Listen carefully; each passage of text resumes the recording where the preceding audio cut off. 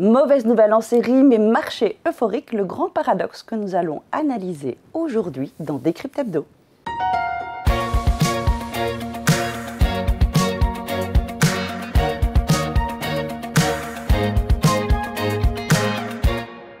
Pierre Barral, bonjour. Bonjour Caroline. Donc effectivement, les mauvaises nouvelles s'enchaînent depuis la rentrée et pourtant les marchés financiers tutoient leur plus haut historique. Alors comment vous expliquez ce paradoxe ? Oui, alors c'est vrai, d'abord on a eu beaucoup de mauvaises nouvelles ces derniers temps, on peut en citer plusieurs. Ça commence avec les propos de Donald Trump concernant une remontée à nouveau des tarifs à 100% vis-à-vis de la Chine qui a été de nature à apporter beaucoup de mouvements sur les marchés boursiers et beaucoup d'inquiétudes des investisseurs. Sachant qu'il est revenu sur sa parole. Sachant qu'il est revenu ensuite, quelques jours après, sur sa parole. Voilà, donc encore un sujet de volatilité très fort pour les marchés. On a également eu ensuite des événements de crédit aux États-Unis qui ont fait craindre une résurgence en fait de la problématique telle qu'on l'avait connue avec la Silicon Valley Bank en 2023, avec la crainte que de nouveaux événements ne puissent réapparaître en fait à la suite de cela. Donc ça aussi, ça a été un élément de stress sur les marchés financiers. Et puis bien sûr, on a eu plus proche de nous cette fois-ci en Europe les événements français avec voilà ce nouveau gouvernement. Et la dégradation surtout de la dette française qui était une nouvelle certes attendue mais pas forcément au moment où elle a été annoncée. Donc voilà, donc beaucoup d'éléments qui sont venus apporter pas mal d'incertitudes sur ces marchés-là. Et pourtant, donc, les marchés restent résilients. Est-ce que les banques centrales restent toujours supportives ? Comment vous expliquez que ces marchés se tiennent ? En fait, les deux sont liés. Et vous l'avez dit, le sujet de fond de tout ça, ce sont les banques centrales. En d'autres temps, sans un soutien fort des banques centrales, on aurait eu forcément, compte tenu des valorisations très élevées des marchés et particulièrement des marchés américains du reste, on aurait eu une très forte volatilité, voire des marchés qui auraient corrigé beaucoup plus fortement qu'ils ne l'ont fait. Or, ils ne l'ont quasiment pas fait. C'est-à-dire qu'on est aujourd'hui, quelques jours après tous les événements que je viens de citer, sur des niveaux de marché qui sont soit proches des plus hauts, soit déjà en dépassement de leur plus haut niveau historique. Donc c'est intéressant de noter que finalement, le stress et l'incertitude qu'ont pu apporter tous ces éléments-là, finalement, été balayés essentiellement par une activité banque centrale toujours très soutenue, notamment aux États-Unis, comme on le sait, avec une Fed et une Fed qui est repartie en fait dans un cycle de desserrement monétaire très favorable aux actifs risqués.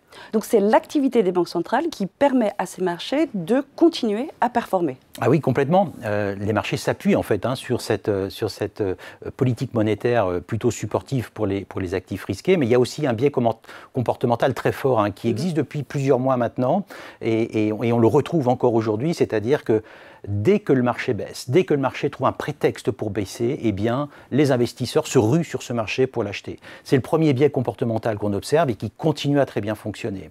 La deuxième chose, c'est le biais comportemental qui consiste à avoir peur de louper ce rallye.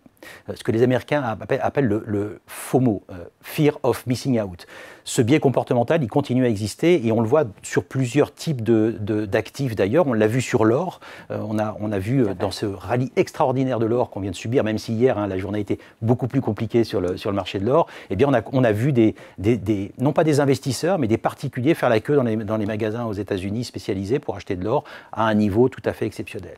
Donc on a un biais comportemental qui est très fort. On sait que les banques centrales sont là pour parer à tout événement susceptible de faire baisser les marchés boursiers. Donc il y a un sentiment de sécurité sur les actifs risqués qui pousse les investisseurs et les particuliers aussi à continuer à acheter des actifs qui aujourd'hui, rappelons-le, sont quand même, notamment aux États-Unis, chèrement valorisés.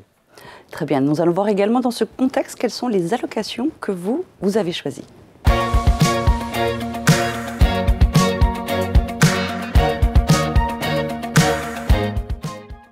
Vous avez parlé de biais comportementaux juste avant. Est-ce que vous aussi, vous avez été victime ou en tout cas vous avez joué ce marché et repris certainement un peu de risque dans vos allocations ?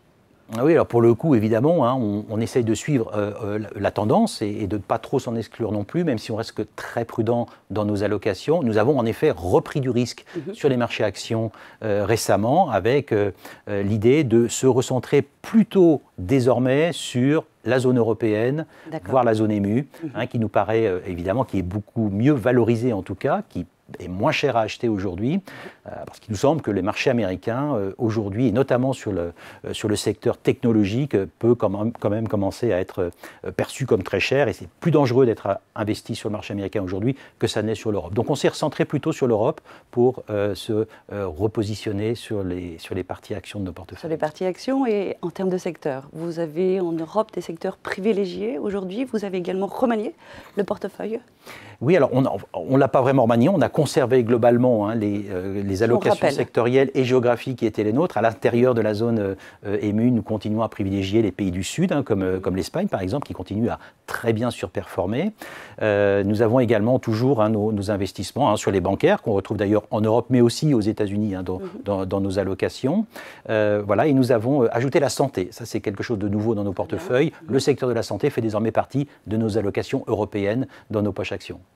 Et je crois savoir également que vous avez choisi les small et les mid-cap. Et pourtant, le contexte, ce sont des classes d'actifs plus volatiles, surtout dans un contexte un peu chahuté. Mais vous maintenez vos positions sur ces classes d'actifs? Oui, on maintient en effet ce positionnement sur les small caps. C'est un positionnement qu'on a depuis un petit peu longtemps, qui souffre, qui a du mal à repartir. C'est un secteur en tout cas qui reprendra d'altitude le jour où les taux en Europe reprendront leur baisse. Voilà, on est en train d'observer en effet en Europe pas mal d'éléments qui nous font penser que les craintes inflationnistes peuvent aujourd'hui commencer à permettre à la BCE, peut-être l'année prochaine, à assouplir en tout cas son discours et à revenir sur une politique monétaire, peut-être toujours accommodante de ce point de vue-là. Donc c'est quelque chose qui profitera au secteur des small caps, donc on souhaite les conserver en portefeuille aujourd'hui. Vous avez évoqué les taux. Est-ce que vous avez modifié votre sensibilité sur la poche obligataire aujourd'hui? Alors oui, nous étions revenus en fait sur le marché obligataire en reprenant de l'exposition au marché obligataire, essentiellement pour des raisons de protection des portefeuilles. Comme nous sommes, je viens de le dire, investis sur les marchés d'actions, il nous paraît intéressant d'être long également de l'obligataire, d'être exposé sur ce marché-là, qui vient protéger en fait les positions sur les marchés d'actions, puisqu'on retrouve une certaine corrélation entre les deux. Quand l'un baisse fortement, l'autre progresse également fortement et vient protéger les positionnements. Donc nous sommes investis sur l'obligataire souverain européen, en dehors de la France, donc l'Allemagne, mais également les pays périphériques qui continuent à très bien performer. Très bien. Et au-delà des obligations souveraines, sur les entreprises, qu'est-ce que vous privilégiez? Est-ce que vous allez chercher un petit peu plus de risques ou non, vous avez recadré, si je puis dire, votre risque sur cette poche-là?